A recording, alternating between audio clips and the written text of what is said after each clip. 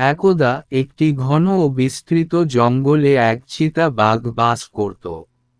সে ছিল জঙ্গলের রাজা, তার গতি ছিল অবিশ্বাস্য এবং দৃষ্টিশক্তি ছিল প্রবল।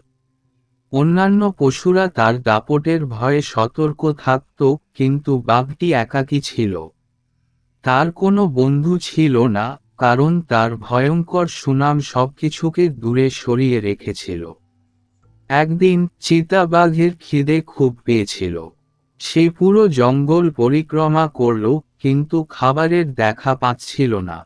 হতাশ হয়ে সে একটি নদীর কাছে গেল, যেখানে মানুষদের বসবাস ছিল। নদীর পাড়ে দাঁড়িয়ে ছিল একটি যুবক, যে মাছ ধরার চেষ্টা করছিল। চিতাবাঘ তার দিকে তাকিয়ে ভাবল, এটা তো সহজ শিকার। কিন্তু যুবকটি চিতাবাঘের উপস্থিতি বুঝতে পেরে ভীত হল না। সে কাঁদতে কাঁদতে বলল, শুনো, আমি যদি পালিয়ে যাই, তুমি কিছুই পাবে না। কিন্তু যদি তুমি আমাকে মার না করো, আমরা বন্ধু হতে পারি। চিতাবাঘ অবাক হল। সে কখনোই ভাবেনি যে একজন মানুষ তার বন্ধু হতে পারে।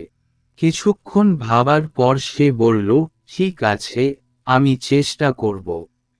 যুবকটি তখন কিছু মাছ বের করে বাঘটির দিকে বাড়িয়ে দিল। প্রথমে বাঘটি সন্দেহে ভরা চোখে তাকালো, কিন্তু পরে সে খিদে সামলাতে পারল না এবং মাছ খেয়ে ফেলল। এভাবে তাদের বন্ধুত্ব শুরু হলো। প্রতিদিন যুবকটি নদীর পাশে এসে বসত এবং চিতাবাঘকে খাবার নিয়ে আসত। ধীরে ধীরে তারা একে অপরকে জানার চেষ্টা করতে লাগল। যুবকটি বাঘকে তার গ্রামের কথা বলল, যেখানে মানুষজন মিলে মিশে থাকে এবং স্নেহের বন্ধনে আবদ্ধ থাকে। চিতাবাঘ একাকিত্বের কথা জানিয়ে বলল, আমি কখনো ভাবিনি যে বন্ধু হতে পারে। কিছুদিন পরেই যুবকটি চিতাবাঘকে জঙ্গলের বিভিন্ন স্থান দেখাতে চাইল।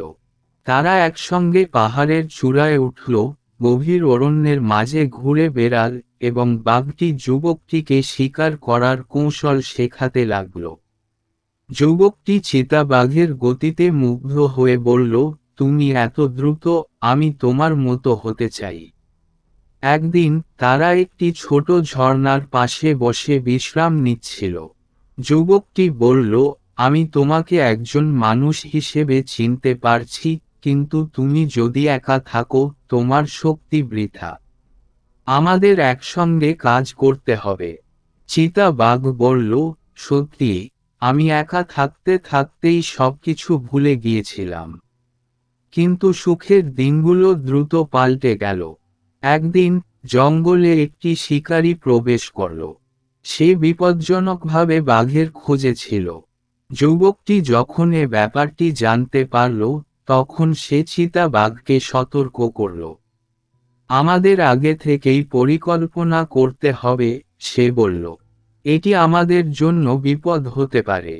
শিকারী যখন বাঘটিকে খুঁজে বের করল, তখন যুবকটি তার শিকারী কৌশল ব্যবহার করে একটি ফাঁদ স্থাপন করল। চিতাবাঘ খুব দ্রুত সেখানে পৌঁছালো এবং শিকারীকে দেখল। শিকারী দেখে ভয় পেয়ে পালানোর চেষ্টা করল, কিন্তু যুবকটি তখনই তাকে আটকাতে সক্ষম হল। দেখো, আমরা একসঙ্গে কাজ করছি, যুবকটি চিৎকার করল। চিতাবাঘও সহায়তা করল এবং তারা একসঙ্গে শিকারীকে ধরতে সক্ষম হল। শিকারী যখন ধরা পড়ল, তখন যুবকটি বাঘের দিকে তাকিয়ে বলল, আমরা একসঙ্গে অনেক বড় কিছু করতে পারি। আমাদের বন্ধুত্বের শক্তি আমাদের রক্ষা করেছে। চিতাবাঘ তখন বুঝতে পারল যে বন্ধুত্ব সত্যিই শক্তিশালী। তারা একসঙ্গে কাজ করার মাধ্যমে তাদের জীবনকে আরও সমৃদ্ধ করেছে। সেই থেকে তারা জঙ্গলে আরও নিরাপদে বাস করতে শুরু করল, তাদের বন্ধুত্বের মাধ্যমে একে অপরকে সমর্থন করতে লাগল। এই গল্পটি আমাদের শেখায় যে বন্ধুত্বের শক্তি কেবল দুর্বলতা থেকেই নয়, বরং শক্তির থেকেও আসে। চিতাবাঘ এবং যুবকটির বন্ধুত্ব তাদের জীবনে নতুন মাত্রা এনে দিল এবং তারা একসঙ্গে একটি নতুন পথ চলতে শুরু করল, যেখানে তারা পরস্পরের জন্য সবসময় প্রস্তুত ছিল। ভিডিওটি ভালো লাগলে লাইক ও শেয়ার করুন, চ্যানেলটি সাবস্ক্রাইব করুন। ধন্যবাদ।